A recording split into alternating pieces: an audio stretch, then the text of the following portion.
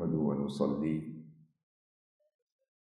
ونسلم على رسوله النبي الكريم الأمين الرؤوف الرحيم أما بعد فأعوذ بالله من الشيطان الرجيم بسم الله الرحمن الرحيم يا أيها الذين آمنوا قوا أنفسكم وأهليكم نارا صدق اللہ مولانا العظیم۔ اللہ رب العزت کا جتنا بھی شکر ادا کرے وہ کم ہے۔ میں نے اللہ کی توفیق سے جمعۃ المبارک کے موقع کے لیے یہ ٹاپک چوز کیا ہے کہ اولاد کی تربیت میں والدین کا کیا کردار ہونا چاہیے، اور اس ٹاپک کو ہم قرآن مجید سے انبیاء علیہ السلام کی تعلیمات کے تناظر میں اس کی روشنی میں سمجھیں گے، پھر آقا علیہ الصلوۃ والسلام کی بارگاہ سے تربیت، نصیحت اور وصیت کے احکامات کو، آداب کو اور اسلوب تربیت کو سیکھنے کی کوشش کریں، اور اگر وقت کے دامن میں گنجائش ہوئی تو سلف صالحین کی زندگیوں سے بھی سمجھیں گے کہ ان مبارک ہستیوں کی زندگی کا ایک حصہ اگر اپنی ذاتی اصلاح، تربیت کے لیے گزرا تو دوسرا حصہ انسانیت کی اصلاح، انسانیت کے احوال کی درستگی میں گزرا اور لوگوں کو رشد و ہدایت کی طرف گامزن کرنے میں بیتا، اور تیسرا حصہ ان مبارک ہستیوں کا اپنی اولاد کے لیے نصیحت فرماتے ہوئے گزرا، ان کو تربیت کرتے ہوئے گزرا، اور اپنی لیگیسی کو اس نسل تک پہنچانے سے پہلے ان کے قالب کو اس قابل بناتے رہے کہ وہ لیگیسی کو سنبھال سکے۔ اب اس موضوع کا آغاز کرتے ہیں۔ میں نے ایک آیت کریمہ سورہ التحریم کی آپ کے سامنے تلاوت کی۔ اللہ رب العزت نے ارشاد فرمایا کہ اے ایمان والو، اپنے آپ کو اور اپنے اہل و عیال کو دوزخ کی آگ سے بچاؤ۔ سیدنا علی کرم اللہ وجہہ سے پوچھا گیا کہ آپ اس آیت کریمہ کی تفسیر کیا فرماتے ہیں؟ آپ کا یہ قول امام ابن عبد البر فی ادب المجالسہ میں نقل کرتے ہیں۔ آپ نے فرمایا اس سے مراد ادبوہم وعلموہم، کہ اپنی اولاد کو بذات خود ادب بھی سکھاؤ اور علم بھی سکھاؤ، ان کو اچھے ایٹیکیٹ سکھاؤ، ان کی زندگیوں کو خوبصورت بناؤ، ان کی زندگیوں میں نوبل کنڈکٹ منتقل کرو، ان کو چلنے پھرنے، اٹھنے بیٹھنے، قولاً فعلاً تقریراً پیکرے ادب بناؤ۔ پھر سیدنا عبداللہ ابن عباس رضی اللہ تعالیٰ عنہ سے پوچھا گیا کہ آپ اس کی تفسیر کیسے فرماتے ہیں؟ آپ کے قول کو امام قشیری الرسالہ میں نقل کرتے ہیں۔ آپ نے فرمایا اس سے مراد یہ ہے فَفَقِّهُوهُمْ وَأَدِّبُوهُمْ، کہ اپنی اولاد کو دین کا تفقہ، دین کی سوجھ بوجھ سکھاؤ، دین کی بیسک سکھاؤ، بیسک ایٹیکیٹ آف دین آف اسلام سکھاؤ، ان کے ظاہر کو بھی خوبصورت بناؤ، ان کے باطن کو بھی خوبصورت بناؤ، فقہ بھی سکھاؤ اور ادب بھی سکھاؤ۔ اب آگے جانے سے پہلے میں نے سوچا کہ پھر قرآن مجید کی طرف رجوع کرتے ہیں اور انبیاء علیہ الصلوۃ والسلام کی ذوات قدسیہ کا مشاہدہ کرتے ہیں کہ وہ کس طرح اپنی اولاد کو ادب سکھاتے تھے۔ تو جب انبیاء علیہ السلام کی بات ہوئی تو جد الانبیاء کے بغیر تو ہم چل نہیں سکتے۔ تو سیدنا ابراہیم علیہ السلام کی نگری میں گئے اور دیکھا کہ وہ ابراہیم علیہ السلام نے کیسے ادب سکھائے تھے کہ اسماعیل علیہ السلام کچھ اور بن گئے۔ اب وہاں سیدنا اسماعیل علیہ السلام کو تو اس بے آب و گیاہ وادی میں ان کی والدہ محترمہ سیدہ ہاجرہ علیہ السلام کے ساتھ تنہا چھوڑ کر آئے تھے۔ آپ چشم تصور میں لائیں کہ جس عمر میں سیدنا اسماعیل علیہ السلام کو سیدنا ابراہیم علیہ السلام نے اس مکہ کی سرزمین اور اس صحرا کے وسط میں چھوڑا ہوگا، ان کی عمر کتنی ہوگی؟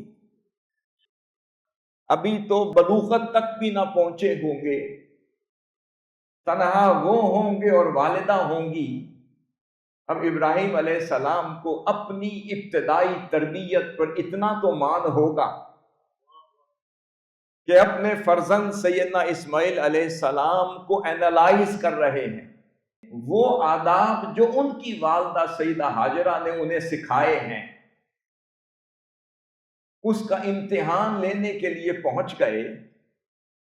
اور اللہ رب العزت کی بارگاہ سے بھی ابراہیم علیہ السلام کا بھی امتحان لیا جا رہا ہے اور ان کے فرزند سیدنا اسماعیل علیہ السلام کا بھی امتحان لیا جا رہا ہے، اور امتحان بھی اس عمر میں لیا جا رہا ہے جب وہ جوان ہو کر اپنے شباب کے جوبن پر ہیں۔ یہ وہ عمر ہے جب ایسی اولاد جو نیک سیرت بھی ہو، نیک صورت بھی ہو، حسین بھی ہو، جمیل بھی ہو، قد آور بھی ہو، وجیح بھی ہو، اور جو اللہ کے نبی بھی ہوں اور آقا علیہ الصلوۃ والسلام کے جد بھی ہوں، اور جو آپ کا فخر بھی ہوں، آپ کی تعلیمات اور تربیت کا نچوڑ بھی ہوں۔ آپ کی تعلیمات کے نچوڑ یعنی پھل تو نظر آ رہا ہے۔ اب اللہ رب العزت نے یہاں آزمانا چاہا کہ جب پھل پک جائے، کھانے کا وقت ہو، اور جب کوئی شخص جب اسے اپنے لبوں کے قریب لائے اور اس کا ذائقہ چکھنا چاہے، تو تب اللہ رب العزت آزمائش میں مبتلا کرتا ہے۔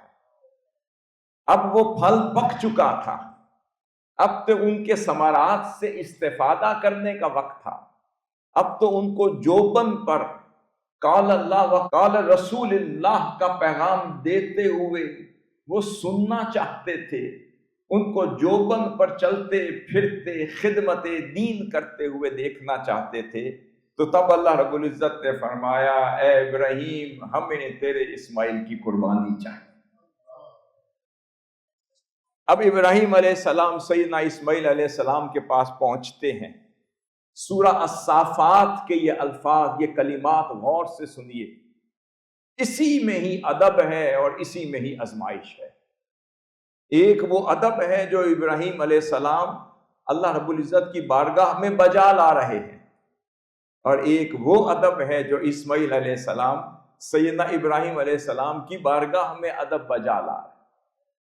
اب دیکھا کہ خدا نے حکم دے دیا، مگر بات کرنے کے آداب دیکھیے، بات کرنے کا سلیقہ دیکھیے، ڈھنگ دیکھیے، کس انداز سے، کس اسلوب سے انداز بیان کیا ہے، انداز ابلاغ کیا ہے، اس میں فصاحت کیسی ہے اور اس میں جھلکتا ہوا ادب کیسا ہے۔ فرماتے یا بنیا، اے میرے بیٹے، انی ارا فی المنامی، میں نے خواب میں دیکھا ہے کہ انی اذبحوک، کہ میں نے خواب میں دیکھا ہے کہ میں تمہیں ذبح کر رہا۔ اب یہ نہیں کہا کہ اللہ کا حکم ہے تو گردن لاؤ تاکہ چھری پھیروں کام پورا ہو جائے۔ ہم جیسا کوئی ہوتا تو کہتا چلو جی خواب ہے پورا کرنا، ادھر آیا۔ آپ نے فرمایا میں نے میرے بیٹے خواب میں دیکھا ہے کہ آپ کو ذبح کر رہا ہوں۔ فرمایا اب جوان سال ہیں، فرماتے فانظر ماذا ترى، کہ اے میرے فرزند، اے اسماعیل، آپ اس معاملے کو کس نگاہ سے دیکھتے ہیں؟ ادب دیکھیں، معاملہ وہی ہے جو آپ کے سامنے رکھ دیا، اب آپ اس معاملے کو کس نگاہ سے دیکھتے ہیں؟ اب سننے والے بھی تو غایت ادب پر موجود، غایت ادب میں ہیں، وہ کہتے ہیں یا ابا تفعل ما تؤمر ستجدنی انشاء اللہ من الصابرین۔ اب ان کا ادب دیکھیں، فرماتے ہیں ابا جان آپ کو جو حکم ہوا ہے وہ کر ڈالیے، دیر نہ کریں، کیونکہ اس کے حکم میں تاخیر بھی بے ادبی ہے۔ جو حکم ہوا ہے وہ کر ڈالیے۔ میں یہ عرض کرتا ہوں ستجدنی، یہ بھی تو کہہ سکتے تھے آپ فکر نہ کریں، اپنے فرزند کو صبر والا پائیں گے، میں بڑا صبر کروں گا۔ ہمارے ہاں کوئی علی سبیل تنزل کوئی فرزند ہوتا، کہتے ہیں ابا جان فکر نہ کریں، مجھ سے بڑا صبر والا کوئی نہیں ہوگا۔ مگر ان کی زبان میں ادب، ان کی نگاہوں میں ادب، ان کے ابلاغ میں ادب، ان کی فصاحت میں ادب، ان کی بلاغت میں ادب، ان کی ادائیگی میں ادب، ان کے جواب میں ادب۔ وہ کہتے ستجدنی، ابا جان آپ مجھے پائیں گے۔ مقدم کر دیا اللہ کے نبی کو اپنے بابا جان، اپنی ذات کو مؤخر کر دیں اور اللہ کے نبی کو اور اپنے بابا جان کو مقدم کر دیں، یہ پہلا ادب۔ ستجدنی، آپ مجھے پائیں گے، انشاءاللہ، پھر اپنے اوپر بھی اعتماد نہیں کیا، میں اگر اللہ نے چاہا۔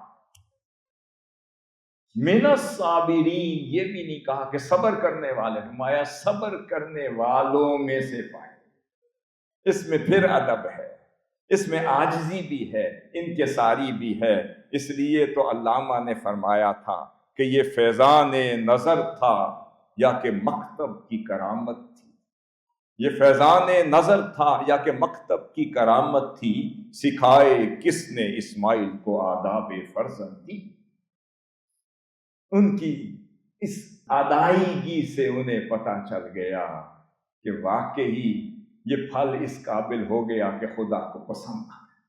حاضرین محترم، پھر اس کے بعد سیدنا عبداللہ ابن عمر رضی اللہ تعالی عنہ کی بارگاہ میں ایک شخص آیا، اس نے عرض کیا کہ اے عبداللہ ابن عمر، مجھے نصیحت فرمائیں کہ میں اپنے بیٹے کو کیا سکھاؤں، میں اپنے بیٹے کو کیا نصیحت کروں، کیا وصیت کروں۔ آپ فرماتے ہیں ادب ابنک، فرمایا سب سے پہلے کہ اپنے بیٹے کو آداب سکھا۔ سیدنا عبداللہ ابن عمر فرما رہے ہیں، اور اسے امام بیہقی فی سنن الکبریٰ میں نقل کرتے ہیں، ادب ابنک، سب سے پہلی نصیحت یہ ہے کہ اپنے بیٹے کو آداب سکھاؤ، ایٹیکیٹ سکھاؤ، نوبل کنڈکٹ اس کی شخصیت میں منتقل کرو، اس کے معاملات کو بھی حسین کرو، اس کے اقوال کو بھی خوبصورت بناؤ، اور اس کی زندگی کو بھی قابل رشک بناتے جائیں۔ کس طرح؟ ادب ابنک، اپنے بیٹے کو ادب سکھاؤ۔ پھر فرمایا فَإِنَّكَ مَسْئُولٌ عَنْ وَلَدِكَ، کہ فرمایا خدا کی عزت کی قسم قیامت کے دن تم سے تمہاری اولاد کے بارے میں پوچھا جائے۔ کیا پوچھا جائے گا؟ ماذا ادبتہ وماذا علمتہ، کہ تم نے اپنی اولاد کو کیا ادب سکھایا اور کیا علم سکھایا، ان کو کیا لیگیسی منتقل کر کے آ رہے ہو۔ حاضرین محترم، میں صرف ادب کی ایک ڈیفینیشن بیان کر کے پھر قرآن مجید کے مضامین کی طرف آنا چاہتا ہوں۔ سوال یہ پیدا ہوتا ہے کہ ادب سے مراد آئمہ اور سلف صالحین کیا لیتے رہے، وہ ادب کو کیا ڈیفائن کرتے رہے؟ تأدب ابنک کا مطلب کیا ہے کہ اپنی اولاد کو کس طرح کے آداب سکھاؤ؟ ادب سے مراد کیا ہے؟ ادب کسے کہتے ہیں؟ اب ذرا اس کا جائزہ امام قشیری کی کتاب الرسالہ سے لیتے ہیں۔ آپ فرماتے ہیں حقیقت الادب کیا ہے؟ آپ فرماتے ہیں اجتماع خصال الخیر هو الادب۔ فرماتے ہیں اچھے اوصاف اور خصائل اور کمالات کو اپنی شخصیت میں جمع کر دینے کا نام ادب ہے۔ اچھی عادتوں کو، اچھے طور طریقوں کو، اچھے سلیقے کو، اچھے کنڈکٹ کو، اچھے ایٹیکیٹس کو، اچھے مینرز کو، اچھے انداز گفتگو کو، اچھے انداز مجالست کو، اچھے انداز تخاطب کو اپنی شخصیت میں جمع کر دینے کا نام ادب ہے۔ اور جس کی شخصیت میں اچھے اخلاق پیدا ہو جائیں، اچھی خصلتیں پیدا ہو جائیں، اچھے اوصاف پیدا ہو جائیں، اچھے مینرز پیدا ہو جائیں، اس شخص کو عربی میں ادیب کہتے ہیں۔ ہمارے یہاں تو بڑی آسانی سے کہتے ہیں کہ یہ شخص جو ہے اسے ادب سے بڑی محبت ہے، یہ ادیب ہے۔ ہم سمجھتے ہیں جو 4 لفظ اچھے انداز سے ادا کر دے، گفتگو کر دے، جو خطابت پر دسترست کر دے، جو اشعار یاد کر لے اور جو مختلف اقوال پر دسترس رکھ لے، جو بولنے کا، بات کرنے کا ڈھنگ سیکھ لے، اسے ادیب کہتے ہیں۔ نہیں، اہل اللہ کے ہاں، سلف صالحین کے ہاں اچھی خوبیوں، خصلتوں اور اخلاق کو اپنی طبیعت میں پیدا کرنے والے شخص کو ادیب کہتے ہیں۔ پھر فرمایا اسی سے مأدبہ نکلا ہے۔ مأدبہ دسترخوان کو کہتے ہیں۔ تو آپ فرماتے ہیں کہ وہ دسترخوان جہاں اچھی خصلتوں والے لوگ جمع ہو جاتے ہیں اسے مأدبہ کہتے ہیں۔ اب بات یہاں سے شروع کر رہے ہیں کہ آپ اس وقت منہاج القرآن کے مأدبہ میں آئے ہیں، آپ اس دسترخوان پر آئے ہیں۔ یہ رمضان المبارک کی ساعتوں کا مرکز و منبع کیا ہے، نچوڑ کیا ہے؟ حدیث قدسی ہے کہ آپ صلی اللہ علیہ وسلم نے فرمایا کہ اللہ رب العزت فرماتا ہے الصوم لی وانا اجزی بہ، کہ روزہ تو میرے لیے ہے اور میں ہی اس کا اجر دیتا ہوں۔ اور پھر ایک اور قرات میں یہ آتا ہے وانا اجزا بہ، جو روزے کا حیا کر لے، جو روزے کا حق ادا کر لے، جو روزے کو روزے کی طرح گزار لے، تو میں خود اس کا اجر بھی بن جاتا۔ تو بات یہ ہے روزے کے بھی کچھ آداب ہیں، صوم کے بھی کچھ آداب ہیں، قیام کے بھی کچھ آداب ہیں، گفتار کے بھی کچھ آداب ہیں، خدا کے حضور پیش ہونے کے بھی کچھ آداب ہیں۔ روزے کا ادب یہ ہے کہ جس وجہ سے روزہ رکھا ہے وہ وجہ تو دل میں پیدا ہو جائے، جس کی رضا میں روزے رکھ رہے ہیں وہ راضی تو ہو جائے، جس کی خاطر یہ پریکٹس کروائی جا رہی ہے وہ خدمت انسانیت کا جذبہ تو پیدا ہو جائے، جس وجہ سے انسان کو اللہ رب العزت نے بھوکا رہنے پر تشجیع دلائی ہے، حکم دیا ہے، تو وہ جس لمحے بھوکا رہے تو بھوکا رہنے کے بھی کچھ آداب ہیں، رمضان گزارنے کے بھی کچھ آداب ہیں، اور خدا کو راضی کرنے کے بھی کچھ آداب ہیں، اور پھر راتوں کو اٹھ اٹھ کر سجدوں کی زینت بن کر خدا کو منانے کے بھی تو کچھ آداب ہیں۔ اب یہاں پر سیدنا ابراہیم علیہ السلام اور سیدنا یعقوب علیہ السلام کی اس بیان کی طرف جاتے ہیں۔ پتہ چلا کہ انبیاء علیہ السلام کی زندگیوں میں اولاد کی تربیت کی اہمیت کیا تھی۔ یہ نہیں کہ آپ خود تو روزہ رکھیں اور اولاد کے روزے کی فکر نہ کریں۔ خود تو قیام اللیل کے لیے اور شبینہ کے لیے، تہجد کے لیے، تراویح کے لیے آ جائیں اور اولاد کی فکر نہ کریں۔ خود تو قرآن مجید کھول کر پڑھتے رہیں اور بچے کھیل کود میں مصروف رہیں، اولاد کو اس طرف راغب نہ کر سکے۔ خود تو قرآن پڑھتے رہیں اور اولاد کو قرآن فہمی نہ سکھا سکے۔ خود تو قرآن میں ڈوبتے رہیں اور قرآن میں اپنی اولاد کو غوطہ زن نہ کر سکے۔ خود تو تعلق باللہ کی بات کریں، تعلق بالقرآن کی بات کریں، تعلق بالاسلام کی بات کریں، تعلق بالرسول کی بات کریں، تعلق بالخدمت الانسانیہ کی بات کریں، تعلق بالعلم کی بات کریں اور اولاد کو چھوڑ دیں۔ اس وجہ سے یہ میں نے ٹاپک لیا کہ آج ایک لمحہ فکریہ ہے۔ ہم کہتے ہیں ہم تو ویسٹ کوٹ پہن کر، ٹوپی پہن کر، جبہ کپا پہن کر واعظ و نصیحت کے لیے مسند پر بیٹھ جائیں تو شاید خدمت پوری ہو گئی۔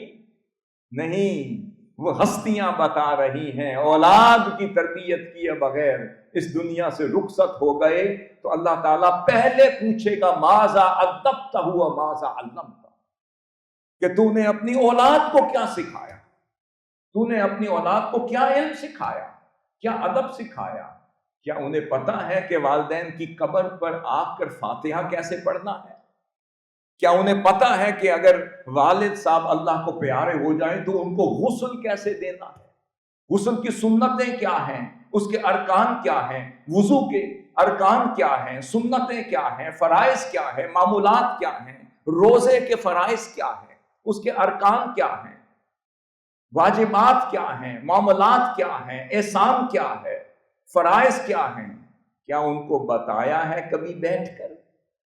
کبھی گھر میں کھانے کی ٹیبل پر کیا کاؤنسلنگ کے ذریعے سے اپنے بچوں کو اعتماد میں لے کر ان کی تربیت کا کوئی اہتمام بھی کیا ہے؟ اب دیکھیں کہ انبیاء علیہ السلام سے بڑھ کر بھی کائنات میں کوئی مصروف ترین شخصیت ہوگی۔ میں ایک اور بات کی طرف توجہ دے رہا ہوں، کیا انبیاء علیہ السلام کی ذوات قدسیہ سے بڑھ کر بھی کوئی مصروف ترین، کوئی مشغول ترین، کوئی اہم ترین کوئی شخصیت ہوگی؟ وہ بھی تو اہتمام کرتے کرتے اس دنیا سے رخصت ہو رہے ہیں۔ اب اس بیان کو دیکھتے ہیں، سیدنا ابراہیم علیہ السلام اور سیدنا یعقوب علیہ السلام کا ذکر آتا ہے۔ میں چند مقامات آپ کے سامنے رکھوں گا جتنا وقت ہوگا۔ اللہ رب العزت نے سورۃ بقرہ کی آیت نمبر 132 میں فرمایا، اعوذ باللہ من الشیطان الرجیم، وَوَصَّى بِهَا إِبْرَاهِيمُ بَنِيهِ وَيَعْقُوبُ، فرمایا اسی بات کی تلقین، اسی بات کی نصیحت، اسی بات کی وصیت سیدنا ابراہیم علیہ السلام اپنی اولاد کو فرما رہے ہیں۔ فرمایا اسی طرح یعقوب علیہ السلام بھی اپنے فرزندان کو اسی بات کی تربیت فرمائے۔ اب قرآن مجید میں اللہ فرما رہا ہے، اب نصیحت کیا؟ اب وہ فرما رہے ہیں سیدنا ابراہیم علیہ السلام کیا فرمایا، یا بنی، اب تربیت کا انجام تو دیکھ لیا، سیدنا اسماعیل علیہ السلام کو بھی دیکھ لیا، سیدنا اسحاق علیہ السلام کو بھی دیکھ لیا، فرما رہے یا بنی یا ان اللہ اصطفیٰ لکم الدین۔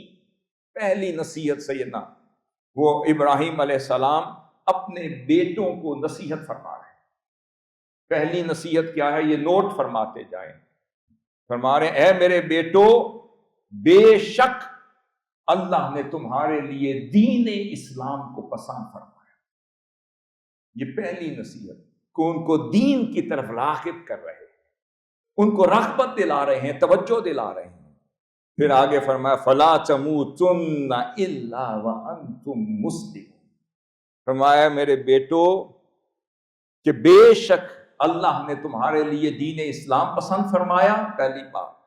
پھر فرمایا تو پھر اس حال میں زندگی بسر کرنا کہ اسلام کے چوکی دار بن جاؤ، اس دین کی حفاظت کرنے والے بن جاؤ، اور اس دین کا نام جپنے والے بن جاؤ، اس دین پر چلنے والے بن جاؤ، اس دین کی فرما برداری اور اطاعت گزار بن جاؤ، اور اس حال میں تمہاری موت واقع ہو کہ دین کا علم تھامے ہوئے۔ دین کی حفاظت میں موت آئے، اس دین کی خدمت میں موت آئے، اس دین کا بول بالا کرنے میں موت آئے۔ اور مسلمون فرمایا تم پیکرے سلامتی بھی ہوتے رہیں، تاکہ اس حال میں اللہ کو پیارے ہونا کہ تمہارے وجود سے کسی کو تکلیف نہ پہنچے، کسی کو غضب نہ پہنچ رہا ہو، کوئی پریشان نہ ہو، اور سب لوگ تمہاری سلامتی سے منسلک ہوں۔ پھر سیدنا یعقوب علیہ السلام اپنے بیٹے کو وصیت فرما رہے ہیں۔ اب اللہ رب العزت نے فرمایا ام کنتم شہداء اذ حضر یعقوب الموت، میں کیا میرے محبوب آپ وہاں پر موجود تھے جب یعقوب علیہ السلام کے وصال کا وقت قریب تھا؟ وہ اپنے صاحبزادوں کو بلا کر ان کو وصیت فرما رہے ہیں اور ان کو تربیت فرما رہے ہیں، استفسار فرما رہے ہیں، ڈائیلاگ فرما رہے ہیں، اور ان کے عقیدے کو چیک کر رہے ہیں، ان کی پختگی کو اینالائز کر رہے ہیں، اور ان کے تیقن کو دیکھ رہے ہیں، اور ان کے عقیدے کو چیک کر رہے ہیں۔ فرماتے ہیں اذ قال لبنیہ، جب یعقوب علیہ السلام اپنے بیٹوں سے پوچھتے ہیں اے میرے بیٹوں، اور وقت کیا ہے؟ وصال مبارک۔ پتہ یہ چلا کہ وصال مبارک پر فکر تو اس رب کی ہونی چاہیے، مگر انہیں فکر ہے اس لیگیسی کی جسے پیچھے چھوڑ کے جا رہے۔ آپ فرما رہے ہیں اس قول لبنیہ، اپنے بیٹوں کو بلا لیا اور فرماتے ہیں ما تعبدون من بعدی، اے میرے بیٹو یہ بتاؤ میرے بعد کس رب کی عبادت کرو۔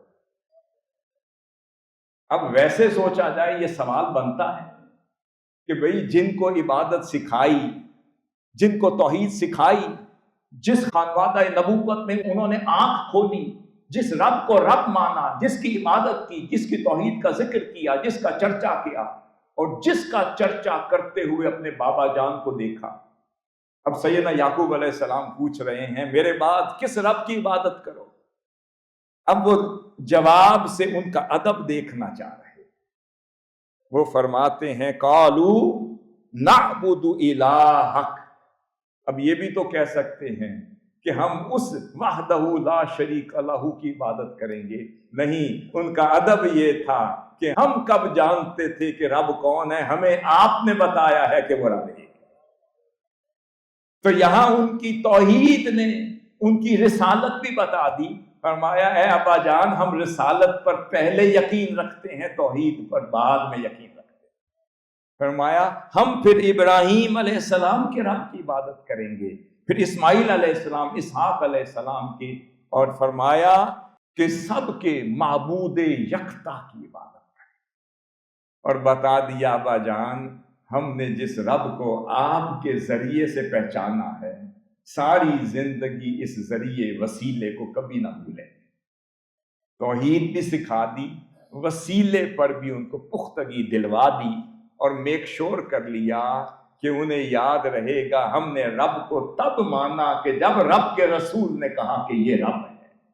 اس کے بعد قرآن مجید میں دوسرا خوبصورت وصیت نامہ اور نصیحت نامہ سیدنا لقمان علیہ السلام کا آتا ہے۔ یہ بہت خوبصورت چارٹر آف ایٹیکیٹس ہے، یہ تربیت کا خوبصورت ایک چارٹر ہے، اور میں سمجھتا ہوں کہ اس چارٹر کو اگر ہر گھر میں جلی حروف میں لکھ لیا جائے اور آویزہ کر لیا جائے، اور صبح اٹھتے ہوئے ہر بچے کو یاد دلایا جائے، اس کی ماں اس کو توجہ دلائے کہ بیٹے یہ یاد کر کے جانا کہ لقمان علیہ السلام نے اپنے بیٹے کو کیا فرمایا۔ اب وہ فرماتے ہیں کہ سورۃ لقمان کی آیت نمبر 12 سے 19 تک کا یہ طویل بیان، سب سے پہلے میں اس کی سمری بیان کرتا ہوں۔ سب سے پہلے آپ نے فرمایا ہے میرے بیٹے اب نصیحت شروع ہو رہی، اور یہ نصیحت نامہ کون دے رہا ہے؟ سیدنا لقمان علیہ السلام، اور کس کو؟ اپنے فرزند کو اور اپنے بیٹے کو۔ فرما رہے ہیں اے بیٹے ساری زندگی شرک سے بچتے رہے، اللہ کے ساتھ کسی کو شریک مت ٹھہرانا، پہلی نصیحت۔ پھر فرمایا اے میرے بیٹے والدین کے ساتھ حسن سلوک کرتے رہے، اور ان کے ساتھ ہمیشہ شکر گزاری کے ساتھ پیش آنا، یہ تیسری نصیحت۔ پھر فرمایا اے میرے بیٹے صالحین کی اتباع میں زندگی بسر کرتے رہے۔ جب تجھے زندگی میں کوئی صالح مل جائے، عبادت گزار مل جائیں، متقی مل جائیں، اچھی صحبتیں مل جائیں تو ان کی اتباع میں لگ جانا، ان کی صحبت میں وقت صرف کرنا، انہیں دیکھتے رہنا، ان کی مجالست میں چلے جانا، کیونکہ ان کی مجالست میں ہی آداب ہے۔ اس کے بعد فرمایا کہ اے میرے بیٹے کہ اپنے ہر قول، ہر فعل اور ہر سوچ کے بارے میں چکنا رہنا، ہر قول، ہر فعل اور ہر سوچ کے بارے میں چکنا رہنا، کیونکہ اس علیم اور خبیر کی ذات سے کوئی شے بھی مخفی نہیں۔ یہ نہ سوچنا کہ میں یہ خاموشی میں بول جاؤں گا خدا کو خبر نہیں ہوگی، میں یہ تنہائی میں عمل کر جاؤں گا میرے رب کو پتہ نہیں ہوگا، یہ میں سوچوں گا اس کو پتہ نہیں ہوگا۔ فرما رہے ہیں بیٹے اپنی سوچ، فکر، اپنے قول اور فعل پر چوکیدار بنتے ہیں۔ پھر اس کے بعد آپ کا وصیت نامہ اور نصیحت نامہ بڑا خوبصورت شروع ہو رہا ہے۔ آپ نے فرمایا یا بنی اقم الصلاۃ، پھر فرمایا اے میرے بیٹے ساری زندگی نماز قائم کرتے رہنا۔ اب کیا ہم اس بات کا اہتمام کرتے ہیں کہ ہمارے بچے کیا 5 وقت کی نماز بھی پڑھتے ہیں؟ کیا ہم جو سارا دن کام کاج اور رزق حلال کے لیے تو نکلتے ہیں، مگر میں یہ پوچھ رہا ہوں کہ یعقوب علیہ السلام کی زوجہ محترمہ تلقین فرما رہی تھی؟ کیا ابراہیم علیہ السلام کی زوجہ محترمہ سیدہ ہاجرہ علیہ السلام ان کا امتحان لے رہی تھی؟ کیا یعقوب علیہ السلام جو ہیں ان کی زوجہ محترمہ اپنے صاحبزادوں کو نصیحت فرما رہی تھی؟ کیا ذکر ان کی ازواج مطہرات کا ہوا ہے یا انبیاء خود تلقین فرما رہے ہیں؟ کیا انبیاء سے بڑھ کر بھی کوئی ہوگا؟ کیا ان سے زیادہ بھی کوئی مصروف ہوگا؟ اب وہ فرما رہے ہیں اے بیٹے اقم الصلاۃ، ساری زندگی نماز قائم کرتے رہنا، نماز کی حفاظت کا اہتمام کرتے رہنا۔ پھر فرمایا وَأْمُرْ بِالْمَعْرُوفِ وَانْهَا عَنِ الْمُنْكَرِ، فرمایا ساری زندگی نیکی کا حکم دیتے رہنا اور برائی سے بچاتے رہنا۔ وَاصْبِرْ عَلَى مَا أَصَابَكَ، پھر اگلی تلقین یہ فرمائی کہ اللہ کی راہ میں میرے بیٹے تجھے جب بھی کوئی تکلیف پہنچے تو صبر کرتے رہنا۔ اگلا سبق صبر کا عطا کیا، پہلے بات کی شرک سے بچانے کی، پھر والدین کے فرما بردار ہو جانے کی، پھر شکر گزار ہو جانے کی، اور پھر اپنے قول، فعل اور عمل کی حفاظت کا اہتمام کرنے کی۔ پھر فرمایا نماز پر چوکیدار بن کے رہنا، پھر فرمایا بھلائی کا حکم دینا اور برائی سے بچنا بھی اور بچاتے رہنا۔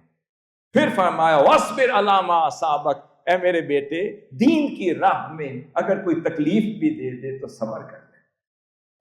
پھر فرمایا إِنَّ ذَلِكَ مِنْ عَزْمِ الْأُمُورِ، فرمایا یہ جو صبر ہے یہ بڑی ہمت کے کام ہے، یہ انبیاء کی سنت ہے، یہ ان بزرگوں کی سنت ہے، یہ اولیاء صالحین کی سنت ہے، یہ اتقیاء ابرار کی سنت ہے، اور ان سے بڑھ کر یہ صحابہ کرام کی اور اہل بیت اطہار کی سنت ہے۔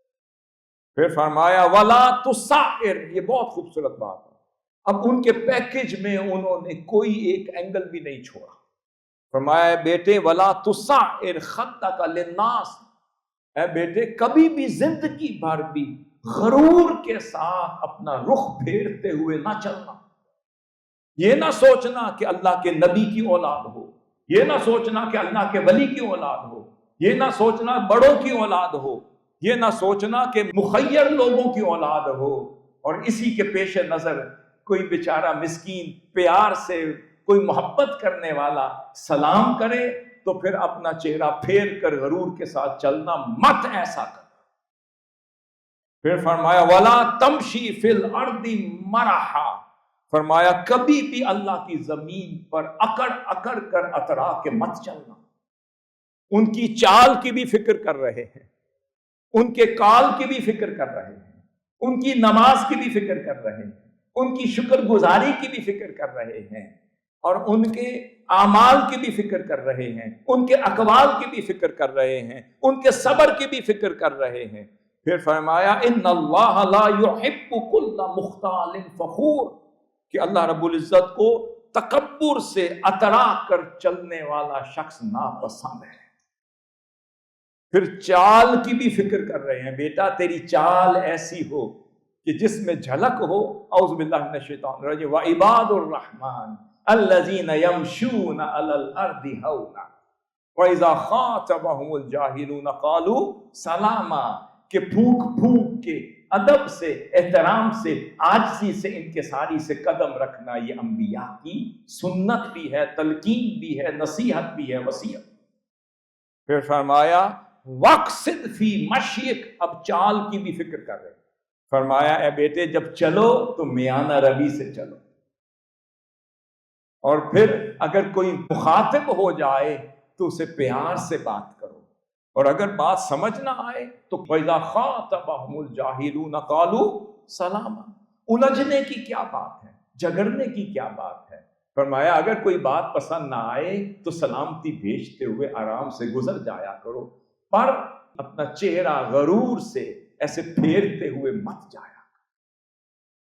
پھر فرمایا وَاغْضُضْ مِنْ صَوْتِكَ، اے میرے بیٹے اپنی آواز کو پست رکھا کر۔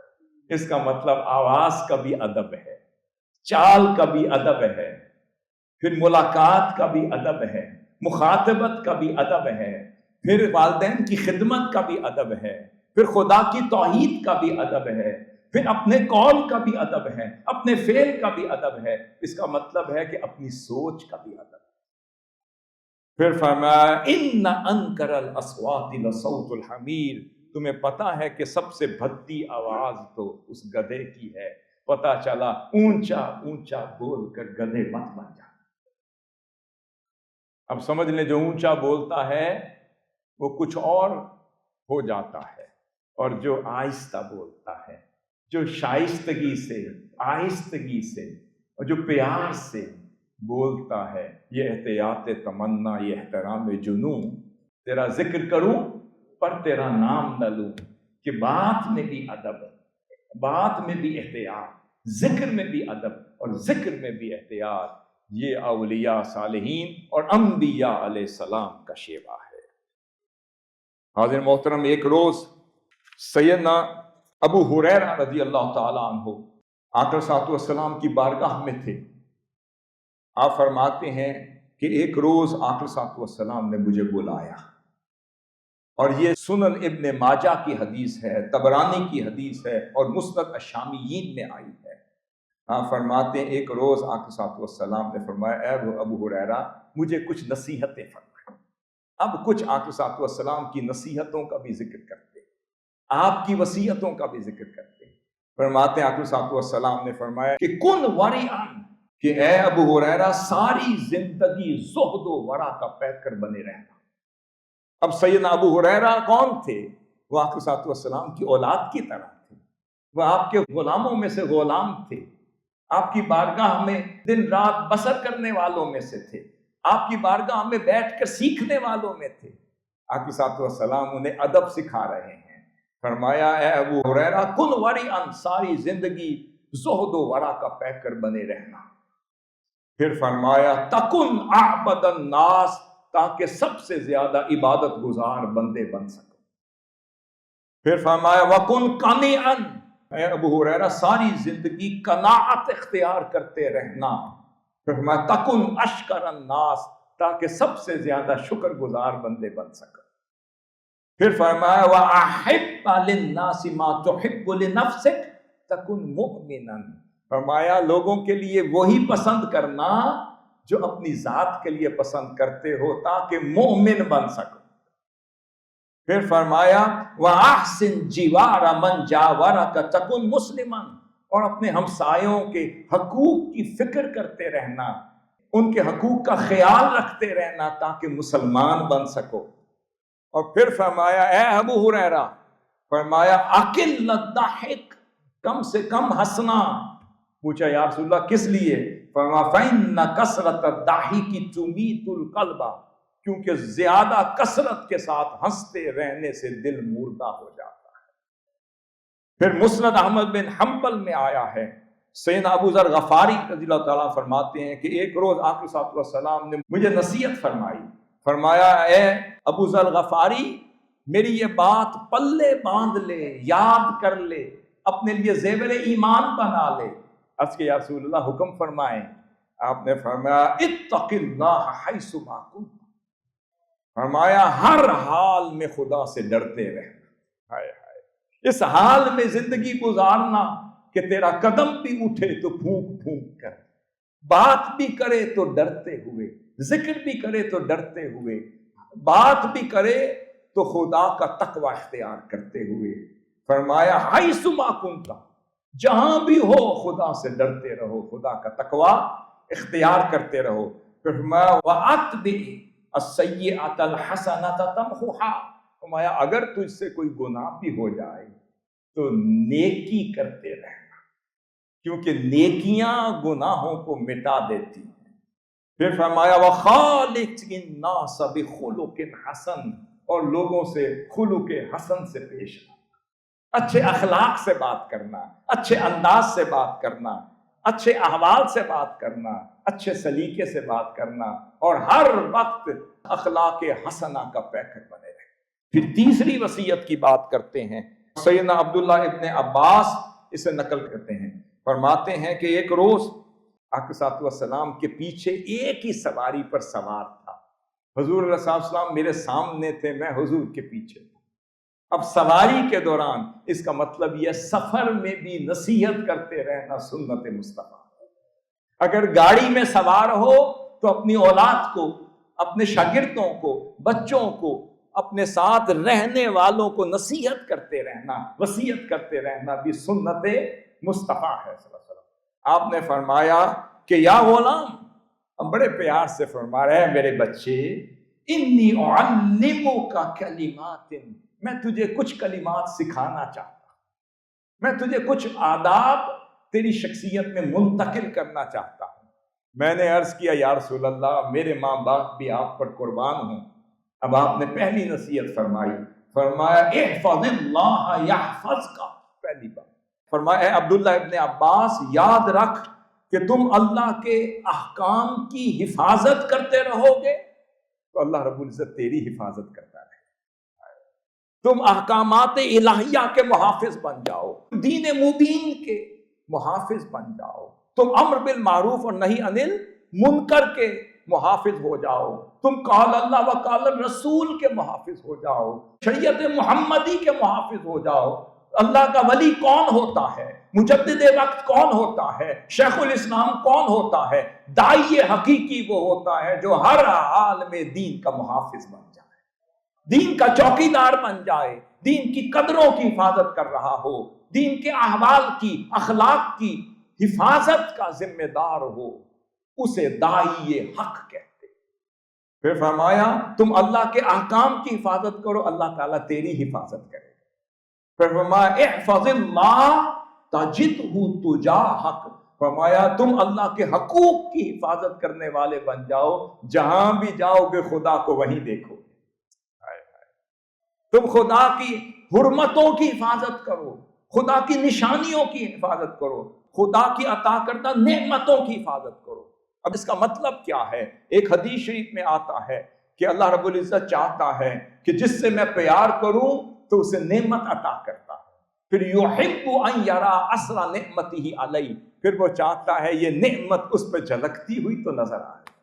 کسی کو علم دیا تو چاہتا ہے وہ علیم بھی تو نظر آئے، کسی کو تواضع دیا تو چاہتا ہے متواضع بھی تو نظر آئے، کسی کو انکساری دی تو چاہتا ہے وہ منکسر المزاج بھی تو نظر آئے، کسی کو کلام دیا تو چاہتا ہے اس کی گفتار میں مٹھاس بھی تو نظر آئے، کسی کو قوت گویائی دی تو چاہتا ہے وہ ابلاغ کرتا ہوئی تو نظر آئے، کسی کو اپنی نعمت دی تو چاہتا ہے جھکتا ہوا نظر آئے۔ پھر فرمایا اذا سألت فاسأل اللہ، اگر تو نے سوال کرنا ہے تو خدا کا سوالی بن جا۔ پھر فرمایا وَإِذَا اسْتَعَنْتَ فَاسْتَعِنْ بِاللَّهِ، اور اگر مدد مانگنی ہے تو خدا سے مدد مانگ، اور اگر سوال کرنا ہے تو خدا کے حضور سائل تو بند، پھر دیکھ خدا کیسے تیری جھولی بھرنا۔ ہمارے ہاں ادب چلے گئے، نہ مانگنے کے ادب آئے، نہ خدا کا بندہ بننے کے ادب آئے۔ ایک روز سیدنا ابراہیم بن ادم ایک غلام کو خرید کر لے آئے اور اس سے پوچھتے ہیں اے غلام تیرا نام کیا ہے؟ وہ فرماتے ہیں غلاموں کے بھی کوئی نام ہوتے؟ اے غلام تو کھاتا کیا ہے؟ انہوں نے کہا جو میرے مالک کھلا دیں وہی کھاتا ہوں۔ تیری خواہش کیا ہے؟ اس نے کہا بھلا غلاموں کی بھی خواہش ہوتی ہے، جو میرے مالک کی خواہش وہی غلاموں کی خواہش۔ بھئی تیرا مقصد کیا ہے؟ بھئی غلاموں کا بھی کوئی مقصد ہوتا ہے، جو میرے مالک کی منشا وہی غلام کی منشا۔ وہ تڑپ گئے، اللہ کے حضور گر گئے اور کہنے پر مجبور ہو گئے مولا یہ زر خرید غلام بازار سے لے کر آیا ہوں، اسے غلامی کے آداب اتنے آتے ہیں جبکہ میں اس کائنات کے رب کا غلام ہوں، آج تک غلامی کے آداب نہ سیکھا۔ پوچھا حضور آپ کا شیخ کون ہے؟ فرمایا یہی غلام۔ آپ کا معلم کون ہے؟ یہی غلام۔ آپ کو سکھایا کس نے ہے؟ اس غلام نے، کیونکہ اس کی غلامی نے مجھے خدا کا غلام بننا سکھا دیا۔ پھر فرمایا اگر مدد مانگنی ہے خدا سے اس طرح مانگ۔ اس طرح حضرت بایزید بستامی فرماتے ہیں اور دیگر اولیاء کرام بھی فرماتے ہیں کہ ایک روز کعبۃ اللہ میں تھا تو وہاں ایک باندی، ایک خادمہ، ایک درویش خاتون کعبے کو تکتی جا رہی تھی اور کہہ رہی تھی اے مولا میں تجھے تیری اس محبت کا واسطہ دے کر کہتی ہوں جو تجھ کو مجھ سے ہے کہ مجھے معاف کر۔ وہ حیران ہوئے، انہوں نے کہا اے بی بی تو کیا کہہ رہی ہے، غور تو کر۔ اس نے کہا صحیح تو کہہ رہی ہوں۔ اس نے کہا کیا؟ اس نے کہا وہ جو خدا کو محبت مجھ سے ہے میں اس کا واسطہ دے کے مانگ رہی ہوں۔ کیسے؟ اس نے کہا پہلے اس کو محبت تھی تو پھر ہم بھی اس کے محب ہو گئے۔ بات یہ کہ مانگنے کے بھی آداب ہیں، رمضان کے بھی آداب ہیں، قیام کے بھی آداب ہیں، اس کا منگتا بننے کے بھی آداب ہیں۔ پھر فرمایا وَاعْلَمْ أَنَّ الْأُمَّةَ لَوْ اجْتَمَعَتْ۔ اب یہ عقیدے کی بات ہو رہی ہے اور توکل کی بات ہو رہی ہے، بڑی خوبصورت۔ آقا صلی اللہ علیہ وسلم نے فرمایا کہ اے عبداللہ ابن عباس یاد رکھنا وَاعْلَمْ أَنَّ الْأُمَّةَ لَوْ اجْتَمَعَتْ عَلَىٰ أَن يَنْفَعُوكَ بِشَيْءٍ لم ينفعوك الا بشيء قد كتبه الله لك۔ یہ توکل کی بات کی۔ فرمایا یہ ساری کی ساری امت بھی جمع ہو جائے کہ مل کر تجھے نفع دے دے تو خدا کی عزت کی قسم یہ اس نفع سے بڑھ کر مل کے بھی تجھے نہیں دے سکتی جو اللہ نے تیرے حق میں لکھ دیا ہے۔ تیرا توکل اس خدا کی ذات پر مضبوط ہو جو میرے رب نے آج کا دن لکھا ہے تو یہ مل کر بھی یہ دن مجھ سے نہیں لے سکتے۔ میرا رزق اگر خدا نے لکھا ہے، میری شہرت خدا نے لکھی ہے، میری حفاظت خدا نے لکھی ہے، میرا ذکر خدا نے لکھا ہے، میرے معاملات کی حفاظت خدا نے لکھی ہے، پھر بھائی جھکنا ہے تو ایک ہی در پر جھکنے والا۔ جو در در پہ جھکتے ہیں وہ بے در ہو جاتے ہیں، جو ایک ہی در پر جھکے رہتے ہیں وہ با ادب ہو جاتے ہیں۔ اس لیے اللہ چاہتا ہے ایک ہی در پر رہو اور اسی سے مانگو۔ پھر فرمایا وَلَوْ اجْتَمَعُوا عَلَىٰ أَن يَضُرُّوكَ بِشَيْءٍ لَمْ يَضُرُّوكَ إِلَّا بِشَيْءٍ قَدْ كَتَبَهُ اللَّهُ عَلَيْكَ۔ اگر یہ ساری امت، پوری انسانیت مل کر بھی اگر فیصلہ کر لے کہ تمہیں نقصان دے گی تو خدا کی عزت کی قسم جو نقصان خدا نے تیرے لیے لکھا ہے اس سے زیادہ یہ دے نہیں سکتی۔ مطلب یہ کہ نفع بھی اس کی بارگاہ میں، نقصان بھی اسی کی بارگاہ میں۔ پھر سیدنا ابو ذر الغفاری کو فرمایا، اسے بھی امام احمد بن حنبل نقل کرتے ہیں کہ ایک روز آقا صلی اللہ علیہ وسلم نے مجھے نصیحت کی۔ مجھ سے کوئی شخص پوچھنے آیا، میں نے کہا بھائی میں تمہیں وہی نصیحت کروں گا جو حضور علیہ السلام نے ایک دن مجھ سے کی۔ کیا کی؟ فرمایا امرانی بحب المساکین۔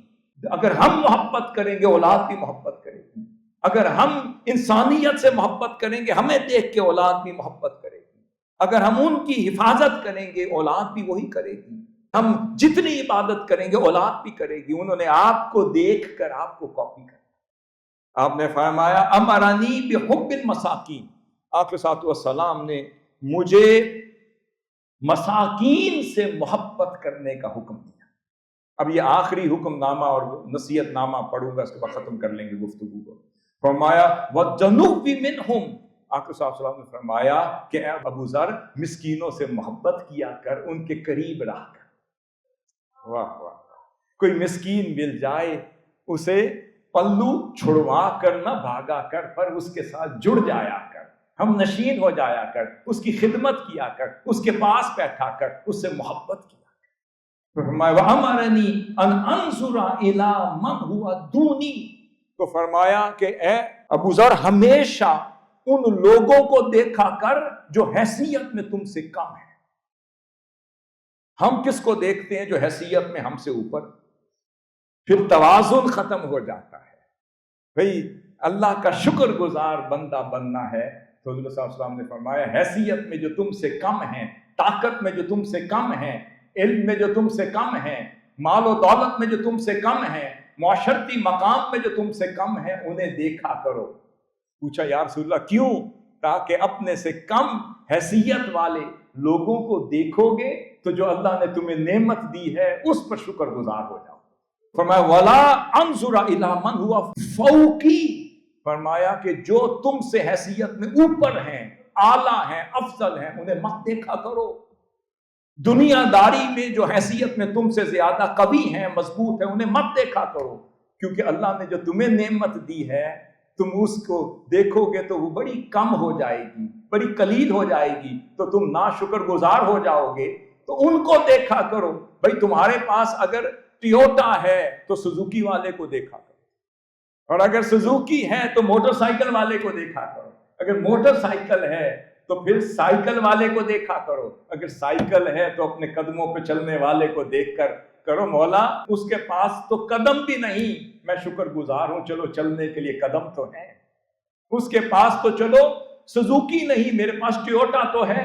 اس کے پاس بیگ ہی نہیں، میرے پاس چلو بیگ تو ہے۔ اس کے پاس اولاد ہی نہیں، میرے پاس اولاد تو ہے۔ اس کے پاس تو چلو گھر ہی نہیں، میرے پاس سر چھپانے کے لیے چھت تو ہے۔ بھئی بڑی کوٹھیوں والوں کو دیکھو گے نا شکر گزار ہو جاؤ گے، کٹیا والوں کو دیکھو گے تو شکر گزار ہو جاؤ۔ فرمایا وَأَمَرَنِي أَلَّا أَسْأَلَ أَحَدًا شَيْئًا، اور پھر مجھے حکم فرمایا کہ کبھی بھی کسی شخص سے مت مانگنا۔ وَأَمَرَنِي أَنْ أَقُولَ بِالْحَقِّ وَإِنْ كَانَ مُرًّا، مانگنا تو خدا سے مانگنا۔ بندوں کے جو سائل بنتے ہیں وہ دھتکارے جاتے ہیں، جو خدا کے حضور سائل بن کے جھک جاتے ہیں وہ پہنچائے جاتے ہیں۔ پھر فرمایا کہ ہاں ہر حال میں حق بات تیرے منہ سے نکلے، خواہ وہ حق لوگوں کے لیے ناگوار ہی کیوں نہ ہو، لوگوں کے لیے وہ مشکل ہی کیوں نہ ہو، مگر بات کرو تو حق، ساتھ دو تو حق کا دو، زبان سے کوئی کلمہ نکلے تو حق ہو۔ پھر فرمایا وَأَمَرَنِي أَلَّا أَخَافَ فِي اللَّهِ لَوْمَةَ لَائِمٍ، فرمایا اللہ کی راہ میں کسی ملامت کرنے والے کی ملامت سے مت ڈرو۔ فرمایا اگر کوئی تمہیں دھتکارتا ہے، تم خدا کی راہ پر چلنے والے مسافروں، مشکل نہیں، پریشان مت ہو۔ جب خدا کی راہ کے مسافر ہو گئے، کوئی مذاق کرے، کوئی ٹھٹا کرے، کوئی قہقہ کرے، کوئی آپ کی تضحیق کرے، مت گھبرایا کرو، صرف فکر کرو میرا رب کیا کہتا ہے۔ وَأَمَرَنِي أَنْ أُكْثِرَ مِنْ قَوْلِ لَا حَوْلَ وَلَا قُوَّةَ إِلَّا بِاللَّهِ، اور ہر حال میں تمہاری زبان سے یہ ادا ہو کہ لا حول ولا قوة إلا باللہ۔ حاضر محترم، آخری بات یہ ہے کہ امام مالک فرماتے ہیں کہ میری والدہ مجھے کہتی تھی کہ اے مالک اذهب إلى الربیع تعلم من ادبہ قبل علمہ، اے امام مالک پہلے حضرت ربیعہ کی صحبت میں جاؤ۔ میں نے پوچھا ماں میں تو علم کے لیے جا رہا، فرمایا نہیں، پہلے حضرت ربیعہ کے ادب سے کچھ سیکھ لو پھر علم سے سیکھو۔ اس لیے حضرت عبداللہ ابن مبارک فرماتے ہیں فَاتَنَا الْمُؤَدِّبُونَ حِينَ طَلَبْنَا الْأَدَبَ، جب ہمیں فکر ہوئی کہ ادب سیکھ لیں تو ادب سکھانے والے جا چکے۔ فرمایا اس لیے مجھے سمجھ آئی کہ جو ادب ہے وہ دین کا 2/3 حصہ ہے، بات یہ ادب کا دامن تھام لو۔ حضرت عبد الرحمن القاسم فرماتے ہیں میں نے امام مالک کی صحبت میں 20 سال گزارے، 18 سال وہ مجھے ادب سکھاتے رہے اور صرف 2 سال علم سکھایا۔ بعد میں مجھے سمجھ آئی، بڑا پچھتایا، میں نے کہا کہ اے عبد الرحمن، کاش وہ 2 سال بھی مزید ادب سیکھ لیتے تو کچھ اور بنتا۔ حاضر محترم، اپنی اولاد کو ادب سکھانے پر وقت صرف کیا کریں، ان کی تعلیم و تربیت پر وقت صرف کیا کریں۔ آٹومیٹیکلی کوئی چیز بھی کنارے نہیں لگتی، ایفرٹ کرنی پڑتی ہے۔ سوشل میڈیا کا دور ہے، دجال کا دور ہے، معاشرہ بدل گیا، احوال بدل گئے، اس پر غور کیا کریں، فکر کیا کریں، ڈائیلاگ کیا کریں، ان کے ساتھ بیٹھا کریں، ڈسکشن کیا کریں، ان کو اپنے احوال بتایا کریں اور ان کے احوال سنا کریں۔ اس سے بہتر اولاد کی تربیت کا اور کوئی طریقہ نہیں۔ اللہ رب العزت حضور سیدی شیخ الاسلام کی تعلیمات اور منہاج القرآن کا یہ انداز تربیت اور یہ انسٹیٹیوشنز، یہ ادارے اور یہ وہ راتیں جو اللہ رب العزت کی توفیق سے جو آخری عشرہ رمضان میں مل رہی ہیں، جوق در جوق آئیں اور استفادہ کریں اور منور ہو کر جائیں۔ وما علینا الا البلاغ۔